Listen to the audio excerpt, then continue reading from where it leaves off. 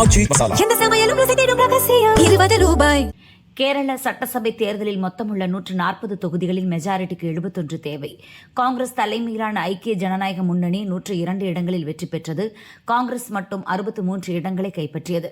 Marxist தலைமையிலான இடது ஜனநாயக முன்னணிக்கு 35 இடங்களிலும் பாரதிய ஜனதா 3 இடங்களிலும் வெற்றி பெற்றன. முதல்வருக்கான ரேஸில் காங்கிரஸ் பொதுச் செயலாளர் KC வேணுகோபால், எதிர்க்கட்சித் தலைவர் சதீசன், முன்னாள் கேரள காங்கிரஸ் தலைவர் ரமேஷ் சென்னிதாலா ஆகிய 3 பேர் உள்ளனர். காங்கிரஸ் பார்வையாளர்கள் அஜய் மக்கன் மற்றும் முகுல் வாஸ்னிக் தலைமையிலான குழு MLA-க்களின் விருப்பங்களை கேட்டறிந்தது. 63 காங்கிரஸ் MLA-க்களில் 47 பேரின் ஆதரவு வேணுகோபாலுக்கு உள்ளதாக கூறப்படுகிறது. காங்கிரஸ் பார்வையாளர்கள் குழு தங்கள் அறிக்கையை காங்கிரஸ் தலைவர் கார்கேவிடம் சமர்ப்பித்துள்ளது. கேரள முதல்வர் பதவியேற்பு விழா 11ஆம் தேதி நடத்த திட்டமிடப்பட்டுள்ளது. விழாவில் லோக்சபா எதிர்க்கட்சித் தலைவர் ராகுல் மற்றும் தவேக தலைவர் விஜயும் கலந்து கொள்வர் என்று எதிர்பார்க்கப்படுகிறது.